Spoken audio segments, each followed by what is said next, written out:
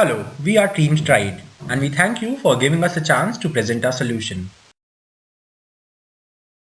Having deep interest in the pharmaceutical sector and having taken up our internship in the pharmaceutical companies, we are excited to take up this challenge and help Team Slovak win this marketing battle. The presentation will cover the following inquiries with the supporting data analysis and primary and secondary research. Strategy to tackle increasing sales of Denuclea, sales analysis of Fredneta, and strategy to increase sales through nephrologists.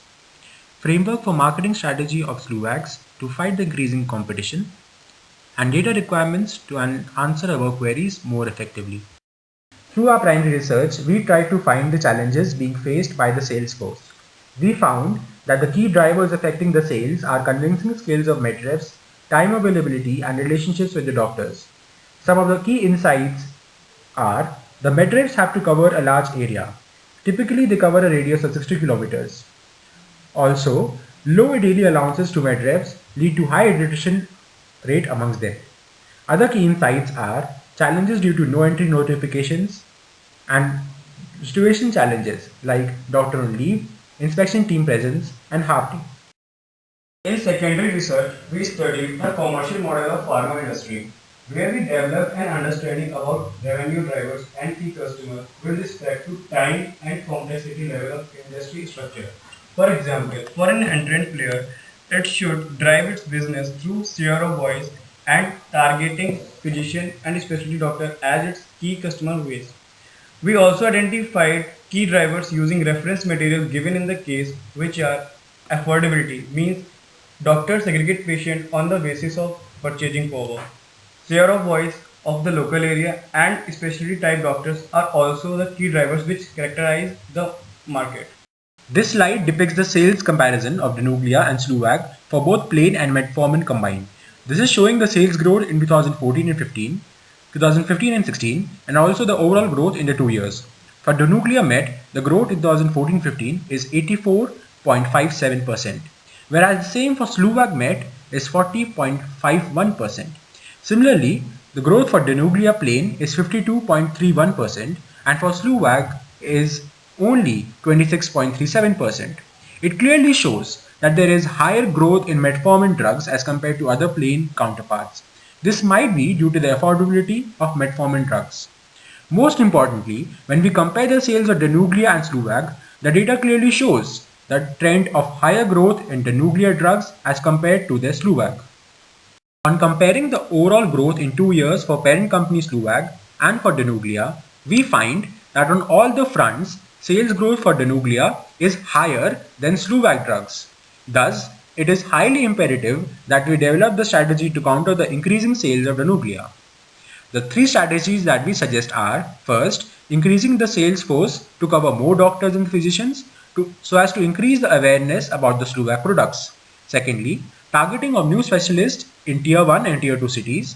And thirdly, we can tie up with more Indian partners which will increase awareness about the contents of Slovak. On comparing the data for Slovaks and Fretenda, if we focus on the 2015-16 sales growth data, we can clearly see that Fretenda has highest increase in sales, while growth for Slovak is the least. So these numbers reflect the marketing focus of Fretenda and its effective positioning.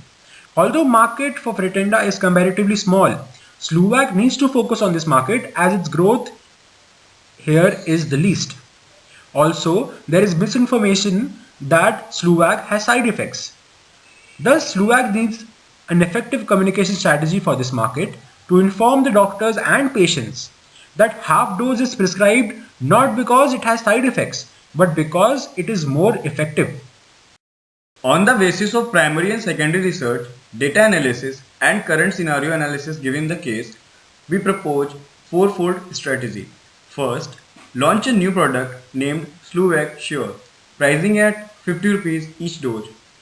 Second, strategic deployment of sales force. Third, conduct continuing medical education for the doctors. Fourth, educate customers or patients while launching a campaign, Hey Diabetes, I'm ready, based on cause-related marketing. As we learned in the case details, some doctors are prescribing only a single tablet of Slovak during the sales. So our idea is to launch Fluvac Sure and continue the existing Fluvac. The new product Fluvac Sure will cost 50 rupees and it will be double the dose of existing Fluvac. It will provide a 24-hour control release. Further, rebranding it as Sure Cure medicine will help in breaking the myth created by Prodenda.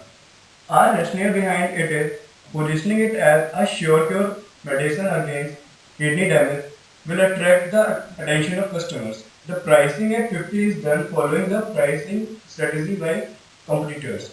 It will help in generating additional revenues which will be used to launch campaign and additional sales force deployment. Also, by continuing the existing Fluvac, we will keep catering the patients with low purchasing power. We studied the framework of pull system working in chronic therapy segment where core customer is doctor and end customer is patient. The key driver here is the sales force. Hence, we are proposing the strategic deployment of the sales force at par with the competitors. Here we have tried to address the problems that we found while doing the primary research. We found the insight that low allowances lead to high attrition rate. Hence, we recommend an increase in daily allowances to control attrition of trained sales force. We also suggest to train them with street smart skills to tackle restrictions on entry to hospital and also handling situational challenges like government holidays by taking prior appointments. Salesforce will be trained to disseminate the information regarding product and the CME practice followed by the company. They would also be responsible for acquiring information about doctor specialty, dose prescription behavior of the physician, and the referral pattern, which will be used to segregate the doctors on the basis of the dose prescription behavior. For example, if a doctor recommends one tablet, we will be promoting our Sluvac Sure. And if the doctor is prescribing two doses, then we'll promote the existing Sluvac to the doctor.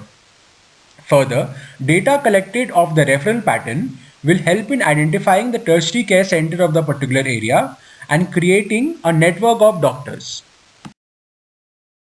Slovak is facing two challenges. First is the control imposed on marketing. Hence, marketing is restricted to in-clinic communication and there is no flexibility of giving sponsorship to the doctors. Other challenges is a myth created by Pretenda that Slovak has some side effects which requires a reduction in the doses. To counter these challenges, we are proposing the implementation of CME practice. The rationale behind is to gain competitive advantage of the new advancements in the medical field and to fill the gap between the current and optimal care by enhancing the quality of patient care. This practice is also supported by WHO and followed by many pharma companies. The route of implementation consists of three steps. First is invitation.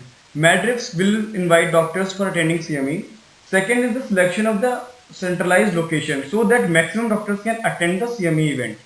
Finally, the company representatives and spokespersons will talk about new advancements and pharma representatives will introduce their products to them.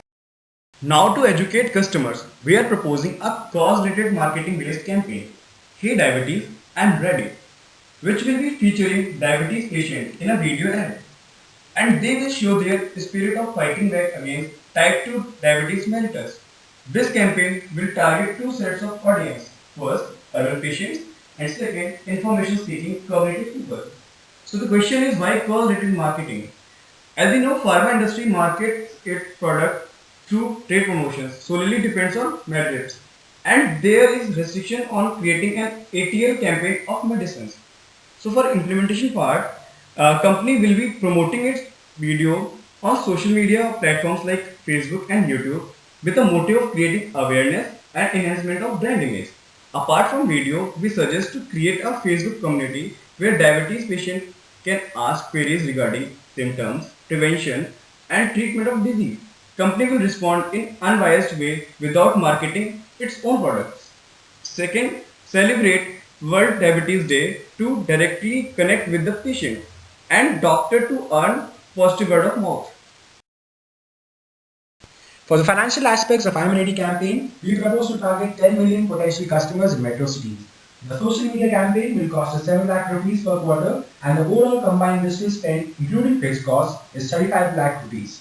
We estimate that this will lead us to the conversion of 10,000 new customers per quarter. The overall cost of per customer conversion comes out to be 350 rupees. Now to answer the questions raised to us in the previous round. The first question asked was, how would the new product differ from the existing one? Well, some physicians have already experienced that one tablet of Sluwag is as effective as the two. Additionally, to counter the argument of Retenda, the double dose medicine would be named Sluwag Sure. It will have the following advantages. It will provide ease of administration, flexibility of drug dosage. It will help us refute the arguments that Sluwag has some side effects. It will help us to target the new market of higher dosage and will provide us additional revenue to generate the launch campaign. The differences between Sluwag Sure and the existing Sluwag are: first, the new Sluwag Sure will have double dosage of existing Sluwag. Second, the pricing. The Sluwag Sure will be priced at 50 rupees while the existing Sluwag will be priced at 25 to 30 rupees. And lastly, the target patient segment. Sluwag Sure will target patients with higher purchasing power, and Sluwag, which is the current, will be targeting the customers with lower purchasing power.